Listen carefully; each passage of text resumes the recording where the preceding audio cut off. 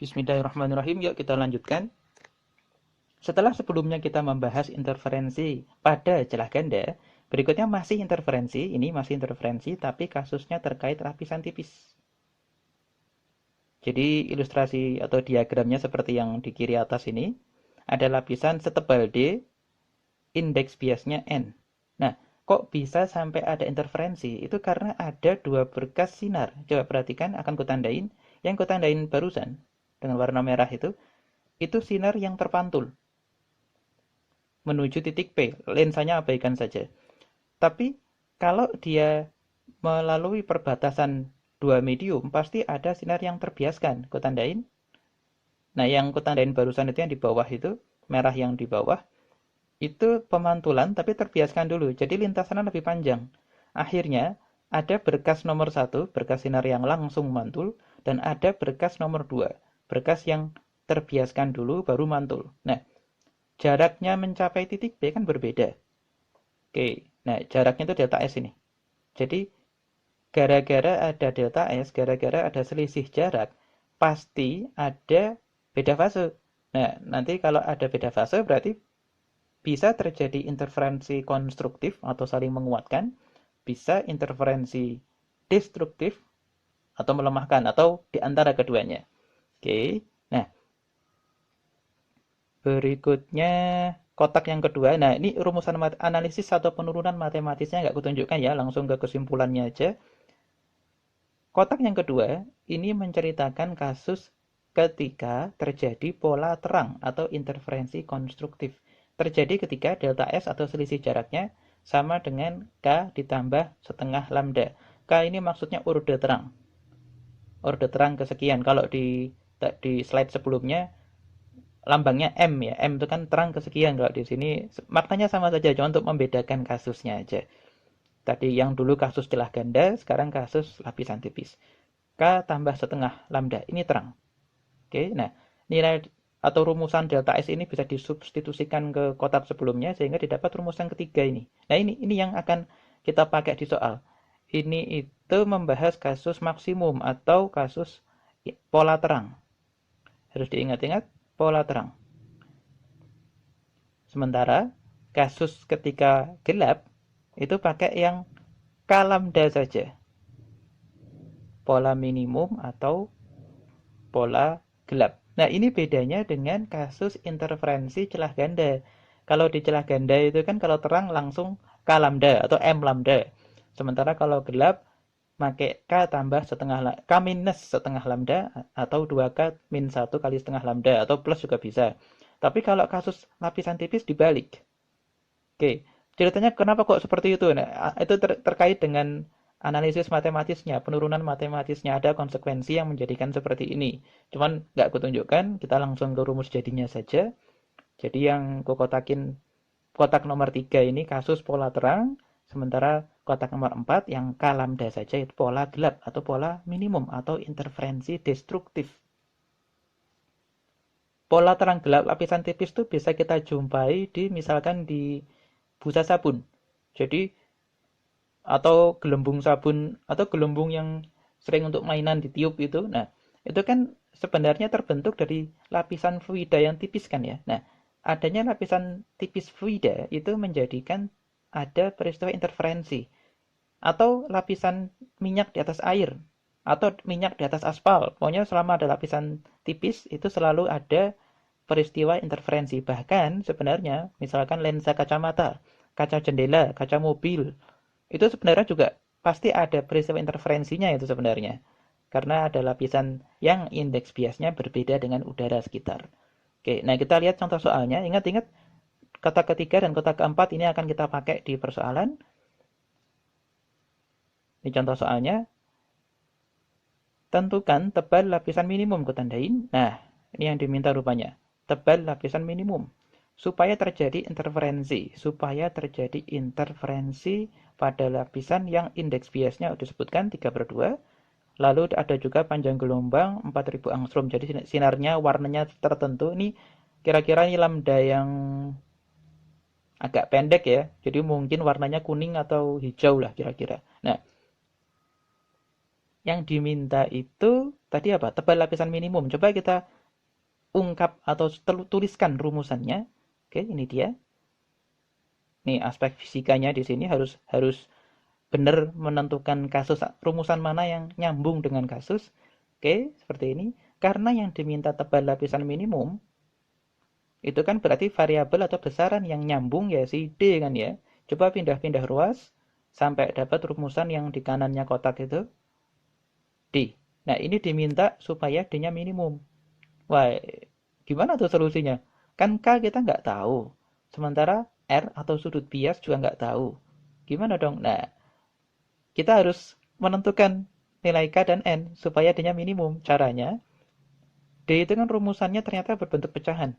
Ada pembilang, ada penyebut. Lambda udah fixed. N, indeks bias si lapisan juga udah fixed. Tapi R nggak tahu. K nggak tahu. Nah, itu yang kita otak-atik nilainya. Nah, pecahan akan bernilai minimum kalau pembilangnya minimum dan penyebutnya maksimum. Jadi, K minimum berapa? K itu minimum 1. Sementara kosinus R maksimum berapa? 1. Berapapun nilai sudutnya, kosinus itu maksimum nilainya 1. Ya udah masukkan saja. Sehingga didapat bahwa ketebalan lapisan itu 2000 angstrom. Ini kesimpulannya. Ini tipis banget loh ini. Angstrom itu kalau mau ke milimeter dibagi 10 pangkat 7. 10 pangkat 7 itu 10 juta.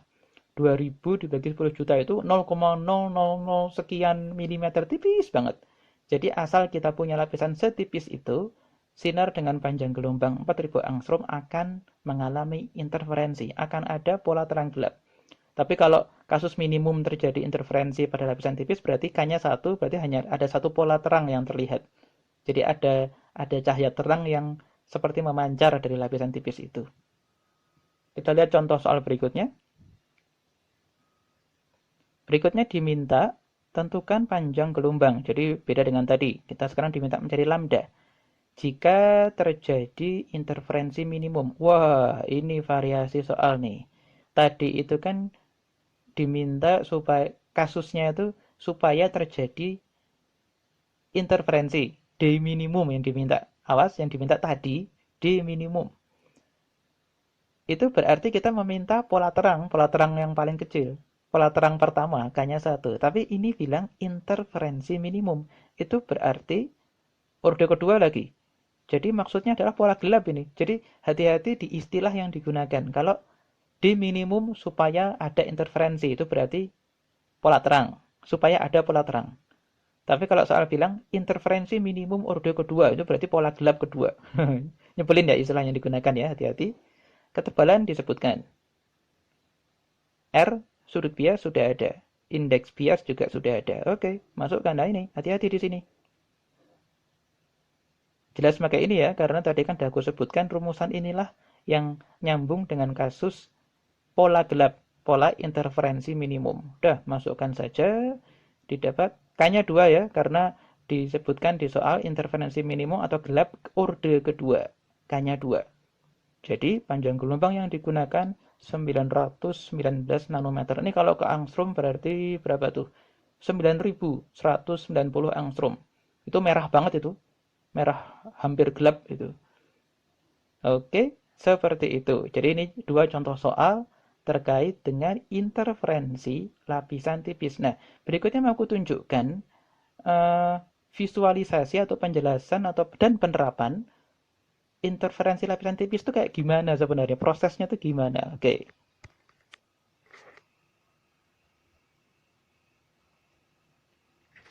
Di YouTube kalau teman-teman cari materinya, coba ketikkan kata kunci thin film interference. Jadi thin film, jadi lapisan tipis itu maksudnya filmnya itu. Film itu kan lapisan. Nah, ku ambilkan video yang diupload di kanal Brian Rolfe. Ini dia. Nah, oke kita lihat. Dan ku skip langsung ke detik ke-57. Oke, perhatikan ini lintasan yang di atas, merah yang di atas, itu yang langsung dipantulkan. Sementara lintasan yang putih, itu yang dibiaskan dulu, baru mantul, baru terbiaskan lagi. Kita lihat.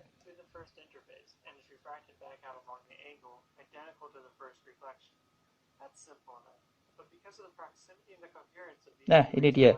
Jadi, karena lintasannya berbeda, delta S ya, delta S itu yang bagi, kalau dalam diagram ini yang paling kiri itu. Sinar yang bawah, bagian kiri itu delta S-nya, selisih jaraknya.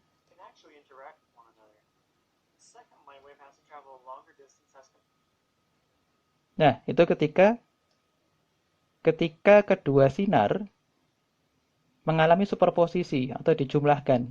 Coba perhatikan, ketika sinar yang pertama misalnya, ini sinar yang mana nih? Sinar yang atas nih, yang kutunjukkan di kursor itu sedang maksimum, maka pasangannya di sinar yang berkas yang bawah hampir minimum ya. Jadi ketika dijumlahkan, ini bisa saling melemahkan itu. Bisa jadi meniadakan. Jadi yang terbentuk adalah pola gelap. Nah, barusan divariasikan, jadi ilustrasinya mengubah panjang gelombang, lambdanya dijadikan cenderung ke hijau kuning lah. Nah, ternyata malah terjadi pola saling menguatkan itu karena sefase. Jadi ketika yang satu maksimum, maka sinar yang satunya juga maksimum, jadi saling menguatkan. Ini menunjukkan bahwa interferensi lapisan tipis itu tergantung lambda.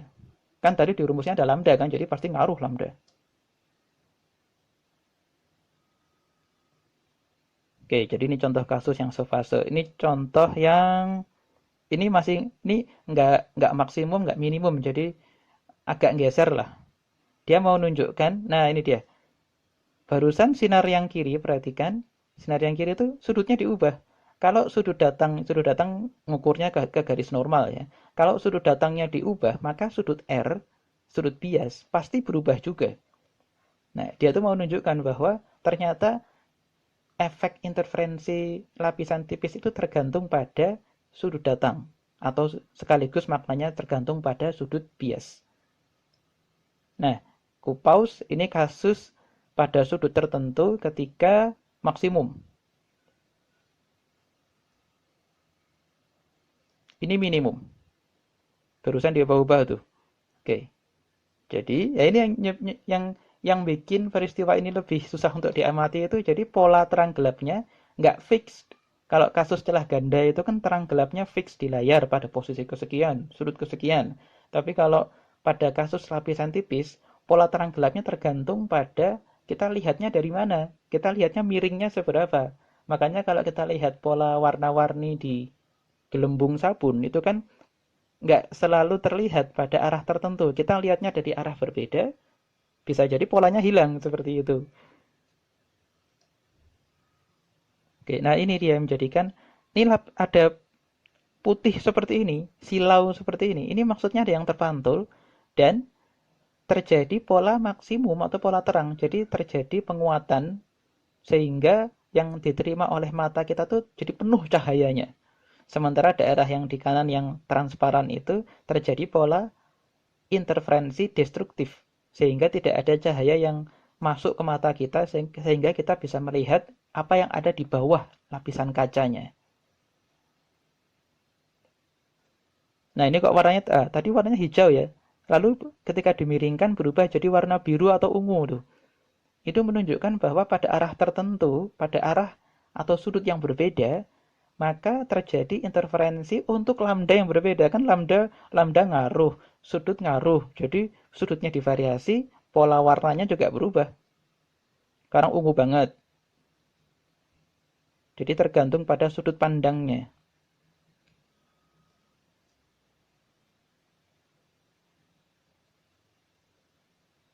Nah, dan ternyata bukan hanya sudut dan lambda, tapi D juga ngaruh. Kan tadi di rumusnya ada D kan. Nah, dia mau menunjukkan hal itu.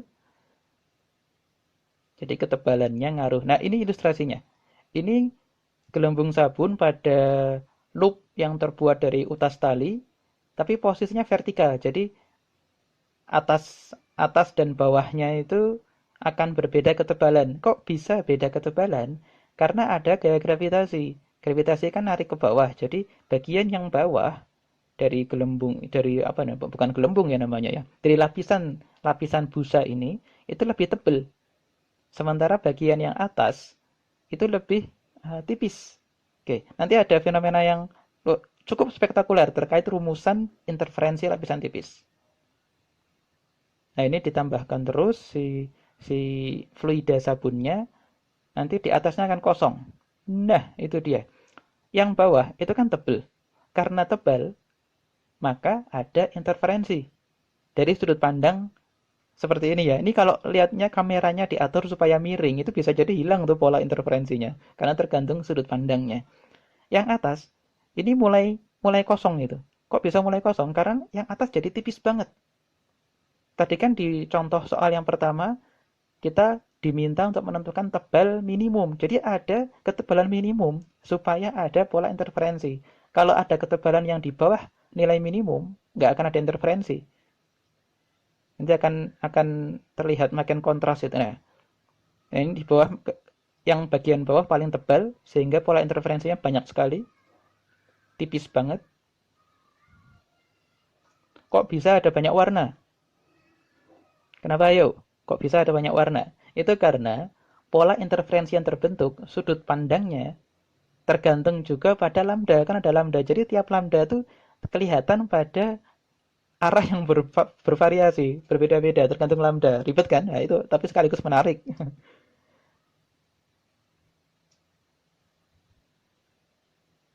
Nah, ini yang di atas belum cukup tipis karena masih ada interferensi itu.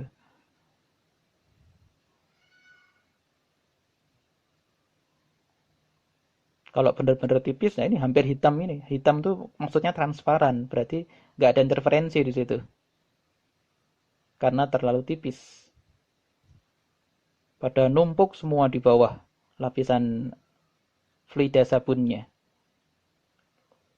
Nah, sama seperti ini.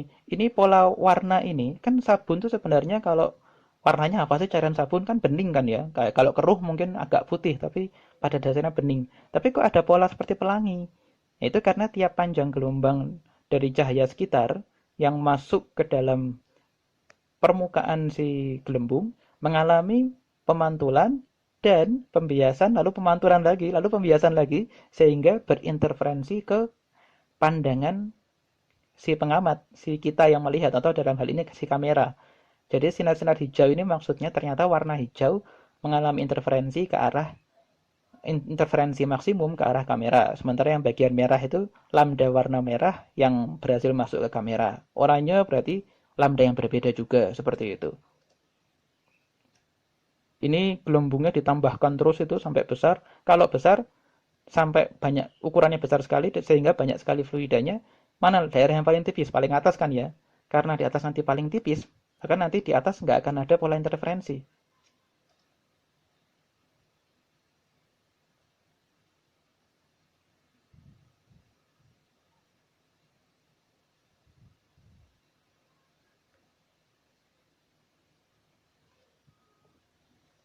Oke, ini tampilan zoomnya.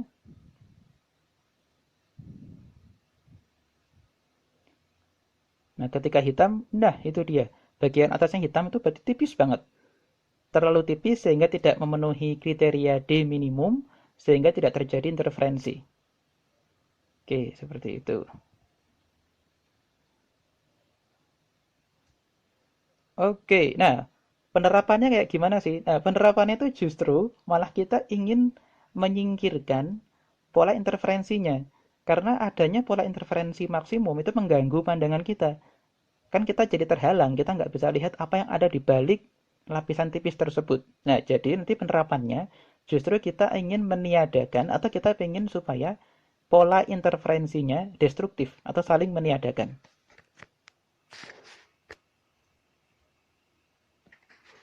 Oke, ini coba teman-teman misalkan kalau ke Google cari gambar kata kuncinya anti-reflection coating. Jadi lapisan anti silau. Itu prinsipnya lapisan tipisnya misalkan kacamata deh, itu ditambahin dengan lapisan lain. Jadi lapisannya ya kasusnya berarti nggak sesederhana yang di level SMA karena ada dua lapisan. Setiap lapisan tuh pasti akan membiaskan cahaya dan memantulkan sehingga makin ribet analisisnya. Tapi secara ringkas bisa aku sebutkan bahwa kegunaan lapisan tipis tambahannya itu untuk menghasilkan pola interferensi destruktif. Ini ilustrasinya di bagian kiri. Itu lensa kacamata yang nggak ada lapisan anti silaunya. Sementara ketika diberi lapisan anti silau, transparan bisa terlihat apa yang ada di balik lapisan tipis kacamata. Jadi prinsipnya ini tetap interferensi lapisan tipis tapi pola yang destruktif. Jadi ini kasus yang malah kita inginkan adalah kasus destruktif. Kalau tanpa lapisan tambahan, jadinya konstruktif. Atau ada pola yang masuk ke mata kita. Tapi kalau diberi lapisan, hilanglah pola konstruktif, terjadi pola destruktif, kelihatan deh, bening deh jadinya. Itu yang kita inginkan. Oke, contoh lainnya misalkan kalau ke Wikipedia, nih, ini sama, ini kacamata yang atas itu tidak ada lapisan anti silaunya. Jadi ada yang terpantul dan masuk ke kamera sehingga bentuk pola-pola yang menghalangi pandangan. Sementara yang bawah itu ada lapisan anti pantulnya, anti silaunya. Atau boleh juga kita lihat di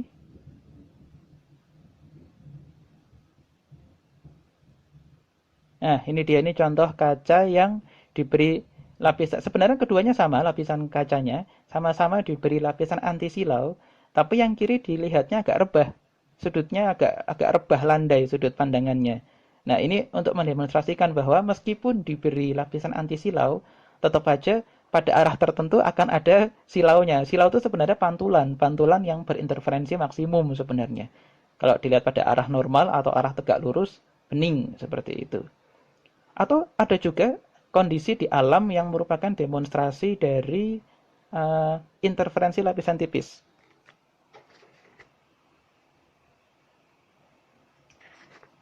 Kita kembali ke videonya.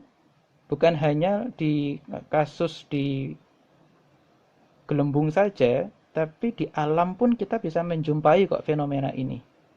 Nah, ini dia. Pada warna serangga itu terjadi, sebenarnya prosesnya nggak sesederhana lapisan tipis, tapi proses interferensinya analog atau serupa, atau proses fisikanya mirip lah dengan kasus interferensi lapisan tipis. Bisa ini yang lebih lebih kentara lagi, sayap serangga itu kan sebenarnya bening, tapi pola warna yang terbentuk itu terjadi ketika terjadi interferensi lapisan tipis antara yang dibiaskan dengan yang dipantulkan yang masuk ke kamera atau masuk ke mata kita. Sebenarnya bening ini warnanya. Oke, jadi ini materi kita kali ini, interferensi lapisan tipis.